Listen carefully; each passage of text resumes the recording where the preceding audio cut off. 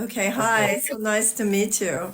So nice to meet you. I know you've been busy and tried, to do this in person, but I understand there's a lot of things going on right now and you've been having to travel.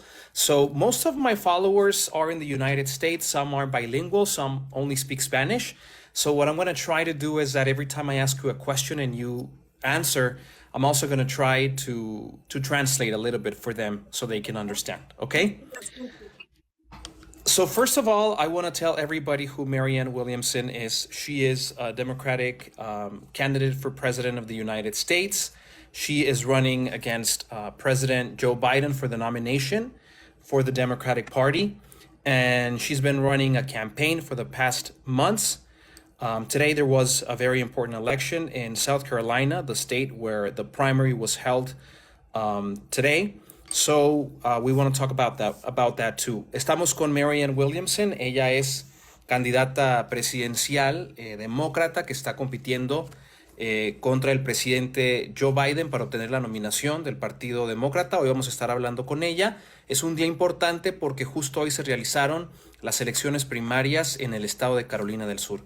So, Marianne, let me start with your reaction to the results coming and the numbers that we can see from the South Carolina primary results.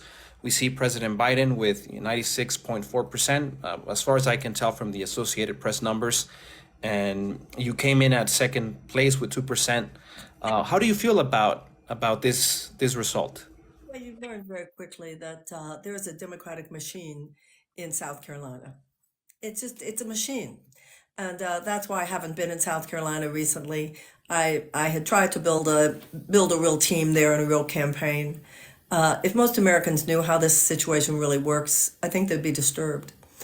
So I realized a long time ago that I had neither the DNC had decided a long time ago that it was going to be Joe Biden no matter what, and did everything necessary to block the candidacy of anyone else.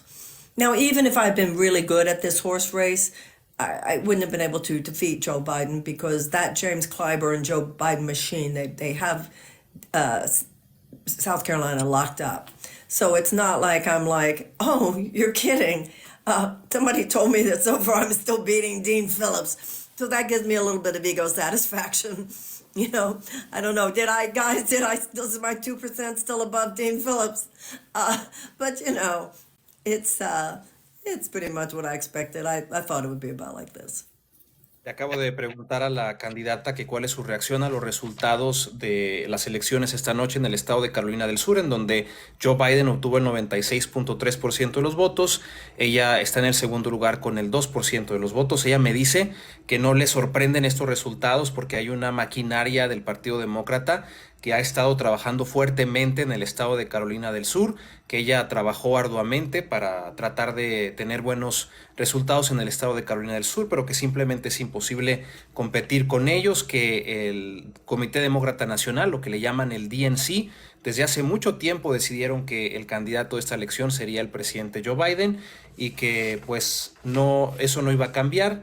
Me dice también que se siente pues satisfecha de que está en el segundo lugar por encima del otro candidato Dean Phillips que está en el tercer lugar. So the next question, Marianne, is what comes next? What is the next step in your campaign? Are you going to suspend your campaign? Are you going to continue pushing your message and speaking to voters? Nevada is also a machine. But I will go through Nevada and I'll see whether or not I do well enough to continue. This is how I see it.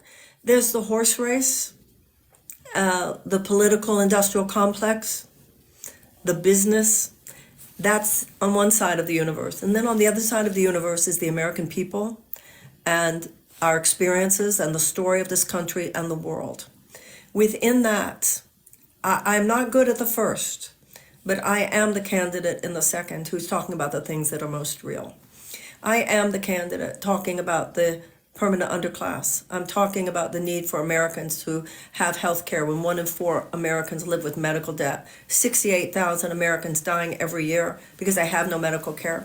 Over 1 million Americans who live rationing their insulin. 18 million Americans who cannot afford to pay for the prescriptions their doctors give them. 75 to 90 million Americans underinsured or uninsured. They go to the doctor, their insurance will cover the visit, but the insurance will not cover the test they need or the operation they need or the medicine that they need. 39% of Americans are now reporting that they regularly skip meals in order to pay their rent. Half of the people who pay rent in America cannot afford that rent. You've got people in their 20s carrying tens of thousands of dollars worth of college loan debts, which I cannot even imagine the burden that would be for kids, people in their 20s. We have such misery in this country.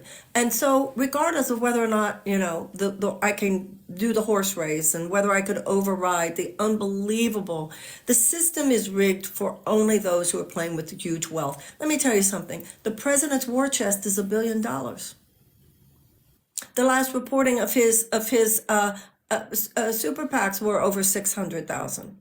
The game is rigged so that only people who are dealing with huge amounts of money or access to huge amounts of money get anywhere near the pinnacles of power.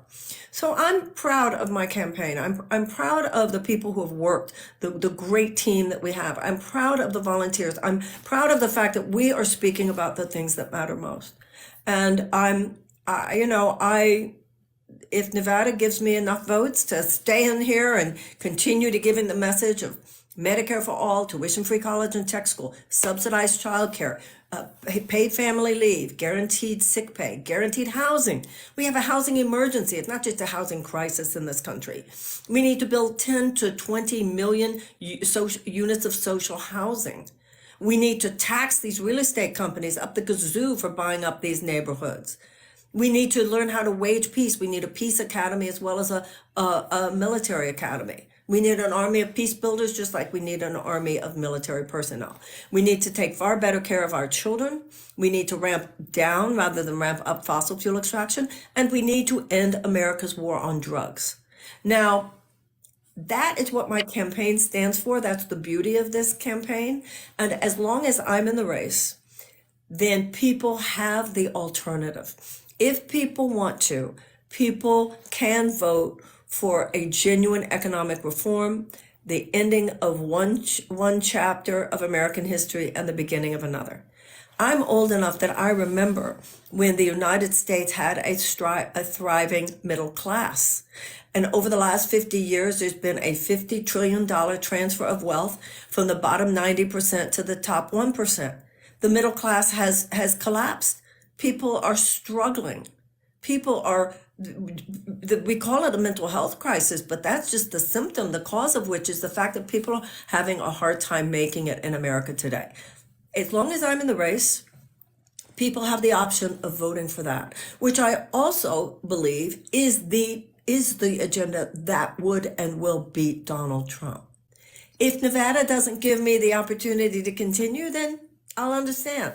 But I have the satisfaction of knowing that I did put out to the American people the opportunity for a living wage and health care and college and opportunity for a better life.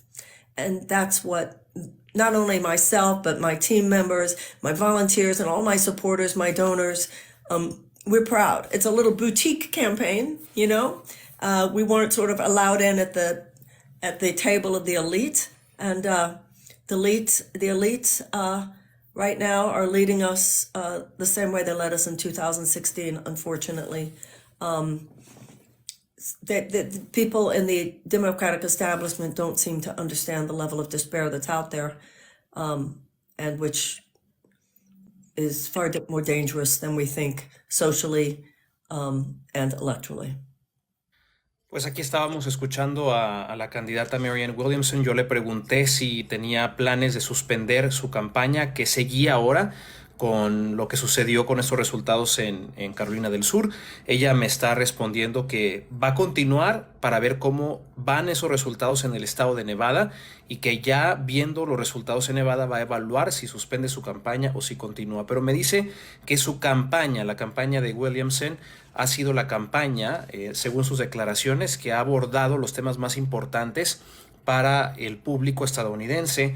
Me dice que una de las cosas que más ha hablado es acerca de las personas que no cuentan con seguro médico, 18 millones de personas que no pueden solventar, que no pueden pagar por sus medicamentos, las personas que tienen seguros médicos y aún con los seguros médicos no les es suficiente para poder tener una cobertura médica, los jóvenes que deben miles de dólares a pesar de su corta edad y que tienen deudas universitarias. Me dice también una estadística de 39 estadounidenses que tienen que dejar de comer en ocasiones o saltarse una comida para poder pagar la renta, que el Comité Nacional Demócrata tiene un total de $1,000 millones en lo que son los fondos de campaña para el presidente Biden para poder competir en la elección. Me dice que se tiene que crear también una academia de paz, que se terminen las guerras, que se hagan mejores beneficios para los niños, que se termine la guerra en contra de las drogas. Otro de los puntos que acaba de mencionar también la candidata es que ella recuerda cuando la clase media tenía pues un significado importante en los Estados Unidos. Dice que en los últimos 50 años la clase media ha ido desapareciendo en este país porque ha existido una transferencia de riqueza en el país. So I gave a summary of everything you just said. And I think it's very important because most of the time, when I do the videos on the economy and we see the reports, we just saw the reports on the jobs that the White House was promoting with, the 353,000 jobs added in January, the growth in the economy at 3.3 in the last quarter last year. But for most people, when they look at these headlines, they seem like they don't feel that in their personal finances. So how can we solve this, Marianne? What is the alternative here? Well, they don't feel that because they don't have economic justice in their lives. 20% of the American people are doing well in today's economy. So the establishment likes to say, oh, the economy is doing so well. That's because it's doing so well for them. If you're in the top 20%, the economy is doing well. But that 20% is sort of like an island surrounded by a sea of economic despair. The only way to fix it is through fundamental economic reform.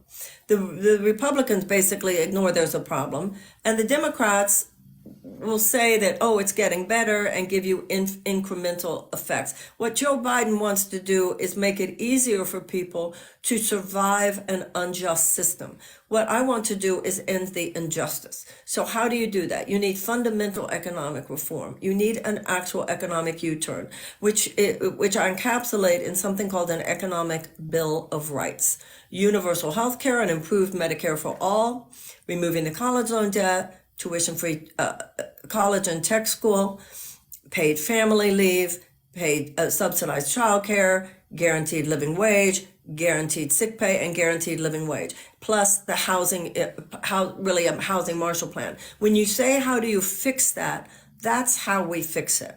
We've had over 50 years. It started with this idea of trickle-down economics back in the 80s. The idea that if we made the corporation's only responsibility more money for the stockholder, that somehow this would be good because the stockholders would get rich and then they would create jobs and all the money would trickle down and lift all boats. Well, clearly that did not work. It threw people off boats that they were already on. It left millions of people without a life vest even. Because their business model was never job creation. Their business model is job elimination and worker exploitation and the demonization of unions and subsidies for the very wealthy and cutting taxes for the very, very wealthy. So this has left a very, very few people on top with so much money and the vast majority of people struggling to get by. So when you say, how do you fix it? We can't fix it with just a little bit here and a little bit there. We can't fix it with an incremental approach here and an incremental approach there. We can only fix it with fundamental economic reform, and that's what my campaign stands for. Le acabo de preguntar a la candidata presidencial Marianne Williamson por el Partido Demócrata que cómo se soluciona el tema de la economía, que aunque los últimos reportes han mostrado, según los reportes, una fortaleza en la economía, donde dice que creció 3.3% en el último periodo. También el reporte de los trabajos de más de 353,000 trabajos que se abrieron en el mes de enero. Pero me dice la razón por la que no siente la gente esos cambios económicos es porque no les están beneficiando directamente a ellos, sino a los establecimientos económicos. Ella me dice, ¿cómo se resuelve eso? Dice, pues modificando este sistema injusto, tenemos que hacer una reforma económica en donde se desarrolle un plan para tratar la economía de diferente forma, en donde exista un sistema de lo que le llaman en inglés Universal Healthcare, que es un sistema de salud universal. Menciona también que debe existir lo que son las colegiaturas gratuitas para las personas que asisten a las universidades, a los colegios, las ausencias, las licencias familiares cuando una persona la necesita en sus trabajos, el pago cuando se ausentan de sus trabajos, un plan para mejorar también la crisis de las situaciones de vivienda. Dice que todo esto se proviene desde la mentalidad de que si le va bien a los que están arriba, entonces esa economía va a permear hacia los de abajo y que entonces habría prosperidad, que esa economía no ha funcionado o ese sistema no ha funcionado en los últimos 50 años y es así como se soluciona ese problema.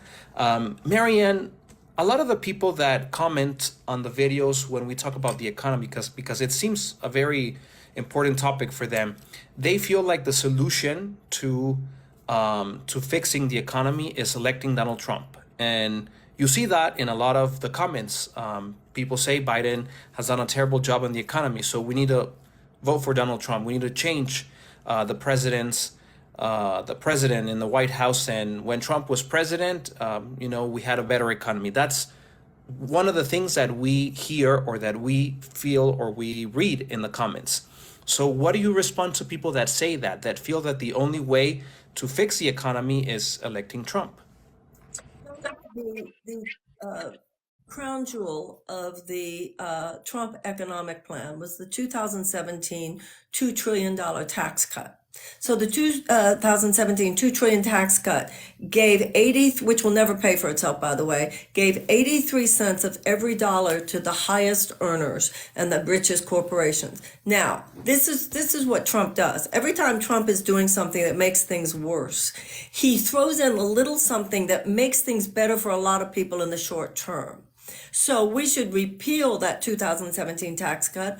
All it did was to increase income inequality, but immediately put back in the middle class tax cut, because the Democrats should have done that before.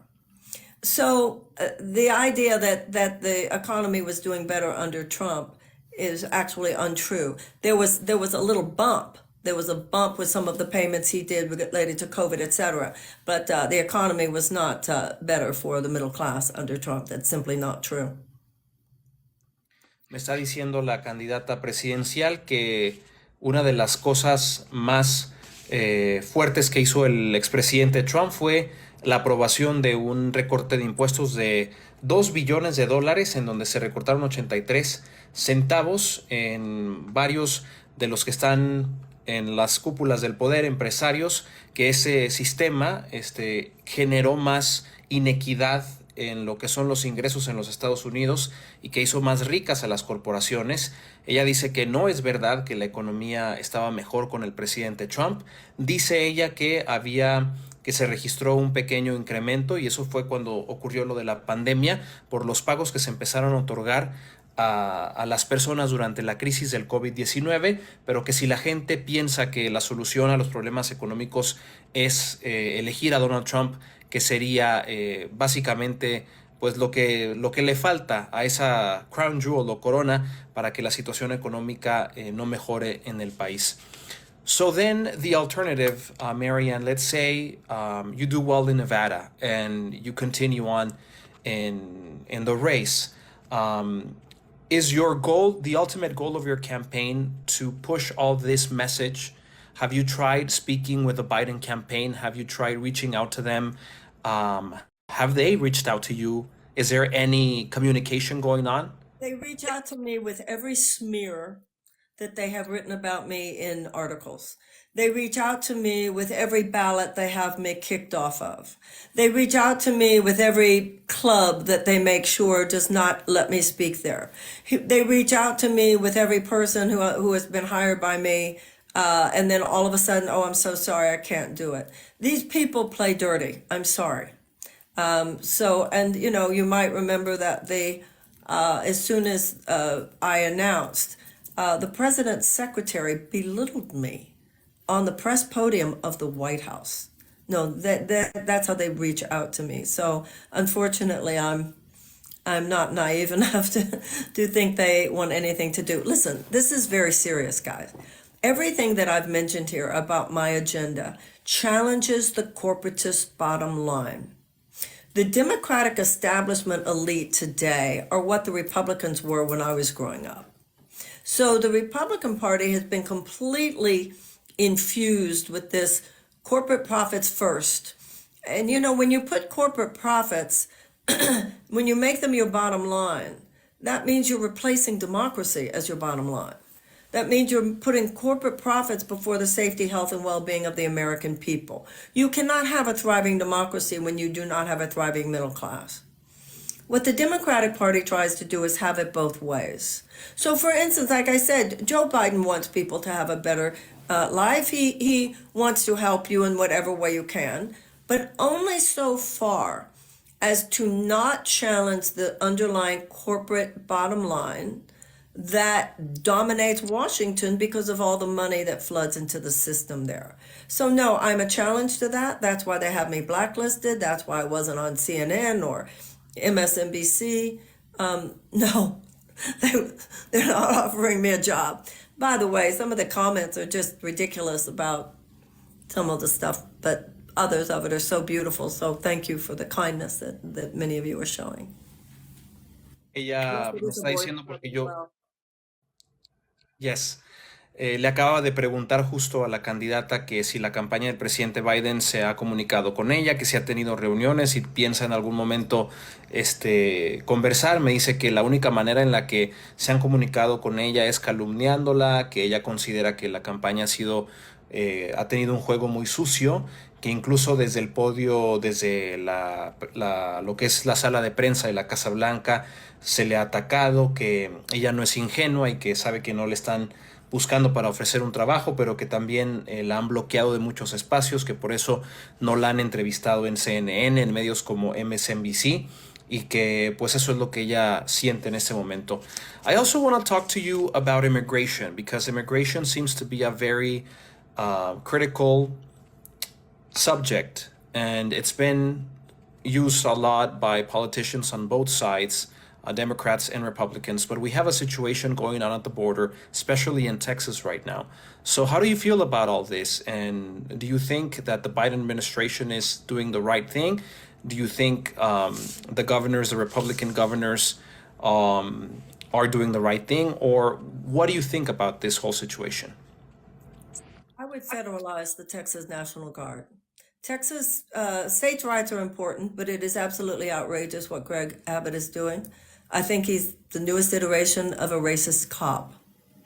I've been to Eagle Pass. I've seen that concertina wire. I've seen the buoys. I've seen the memorial to the 1,500 people who drowned in the Rio Grande River.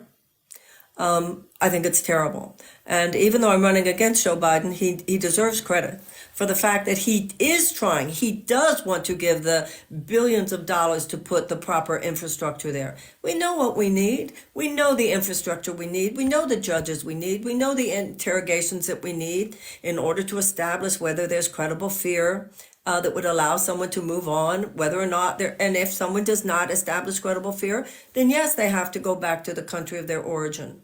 But it is the Republicans who will not let him have that money because they will not let him have the victory that would be during an election year. In the meantime, no, Republican governors should not be able, I don't care what it is, what the United States has to do. And do we need to protect our border in a legal way? Yes, but not at the expense of our values. You do not watch a woman and her two children drown because you're trying to show you're a tough cop. No, that is not okay. And I absolutely, as president, would not tolerate it. And I would federalize the Texas National Guard if necessary. Now, having said that, we clearly have an issue there. No surveillance system will fix it. No wall will fix it. What will fix it? There are three things we have to look at. Number one, we need the proper infrastructure. We've known that for years, and Congress has failed us. Number two, one of the reasons I've wanted to be president is because I want to help this country look in the mirror in a wise and compassionate way.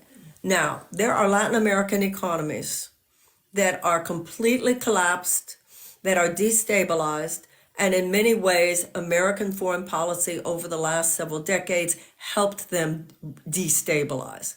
We need to be willing to help. We need to be willing to do what is essentially a kind of Latin American Marshall Plan to help restabilize some of these economies that we helped destabilize.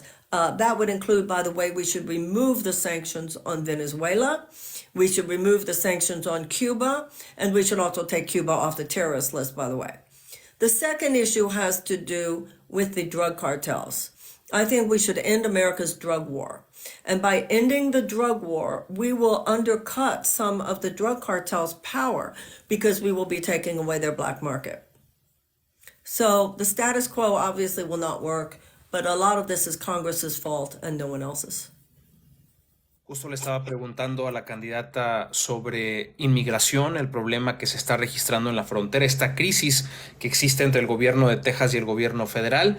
Ella me dice que lo primero que haría es federalizar la Guardia Nacional del Estado de Texas, que ella cree que es importante que los estados tengan una soberanía en cuanto a los derechos de los estados, pero que eso no significa que pueden permear o que pueden existir políticas racistas. Ella dice que Greg Abbott es un policía como un policía racista que está tratando de hacer todo lo que puede para mostrar esa fortaleza y esa dureza en la frontera, que no se puede permitir que una madre y su hijo se ahoguen en el Río Grande simplemente para demostrar una fortaleza, y está haciendo referencia a una noticia que ocurrió recientemente en donde una madre murió, no pudieron tener acceso para poder salvarlos y se estaban ahogando en el río. Dice ella que eso es inaceptable. También considera que se tiene que mejorar la infraestructura en la frontera. Dice que le reconoce al presidente Biden que está tratando de hacer algo correcto en la frontera, otorgando este fondo de miles de millones de dólares para asegurar la frontera, y que los republicanos no lo quieren hacer simplemente porque no le quieren dar una victoria al presidente Biden en un año electoral.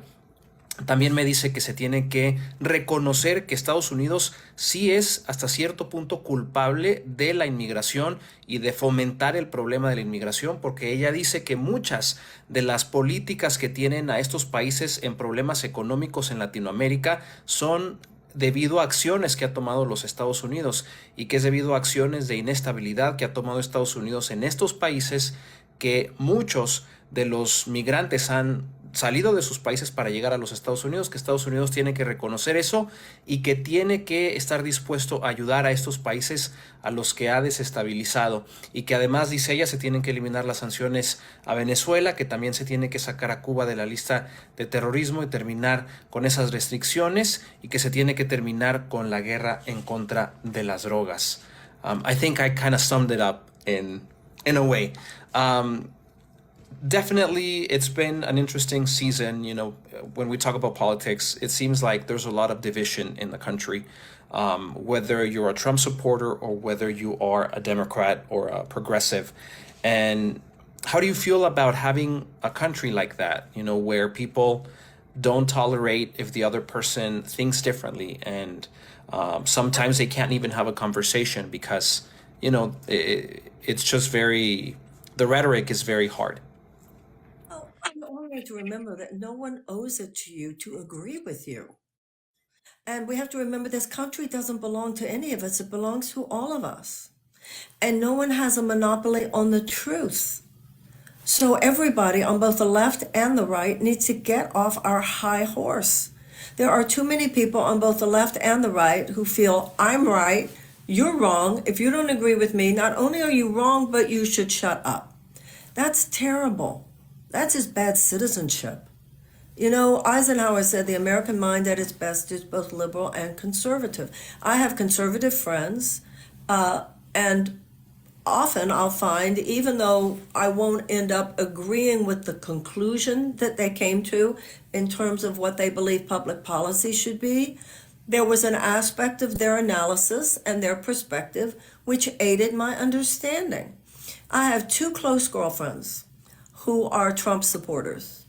And I have found over the last few years, I felt like God put them in my life for a reason, because it's kept me from going into any assumption about someone's values. You know, we just see things very, very differently, but I know what good women they are. And I think all of us need to, you know, before we talk about how other people are hateful, check ourselves. And I want to say something else. I fly a lot in my career, and I flew a lot in my career even before. I learned so much talking to people on airplanes because people don't know you. They don't know what your politics are, so they don't have any prejudgments about what you stand for or what you believe. And in that space, when you just, you know, there's that Rumi poem, out beyond all ideas of good and bad, right or wrong, there is a field, I'll meet you there. Go there first. Bless a person before you even open your mouth. Just bless the person. Find that sweet spot of mutual goodwill and respect.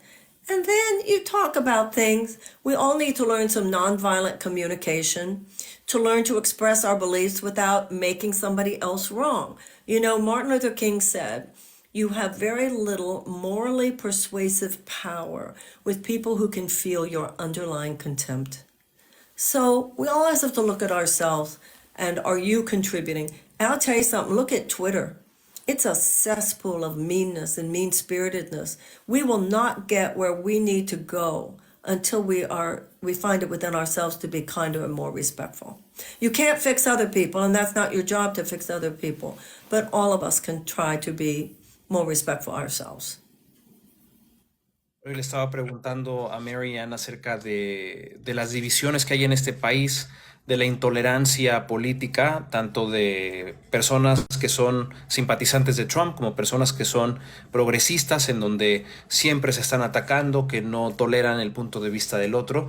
Dice que lo primero que se tiene que reconocer es que este país le pertenece a todos y que todos tienen que bajar en su retórica de insultar y simplemente atacar a otra persona simplemente porque piensa diferente, que esa es la libertad que tenemos en este país de poder pensar diferentes, que nadie es poseedor de la verdad absoluta, dice ella, y que ella tiene incluso amigas que son simpatizantes de Trump y no porque sean simpatizantes de Trump dejan de ser sus amigas. Dice que ella piensa que por algún motivo Dios se las puso en el camino para no señalar al grupo de personas que apoyan al expresidente, como decir que todas son malas personas, porque dice que ellas son buenas mujeres, que son personas que hacen el bien, y que a ella le gusta cuando va en vuelos viajando en avión, porque le da la oportunidad de conocer a muchas personas sin prejuicios sobre su manera de pensar, sobre la forma en la que pues piensan políticamente, y que así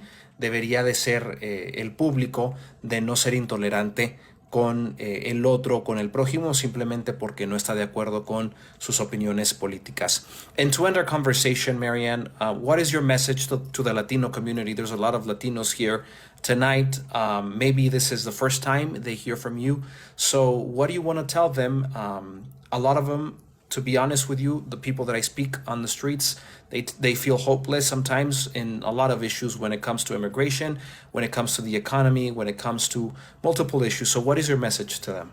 Well, first of all, and somebody had asked about DACA earlier. the DACA thing, you know, by the way, my father was an immigration lawyer and my brother was is an immigration lawyer. So I grew up with the experience of the immigrant very close.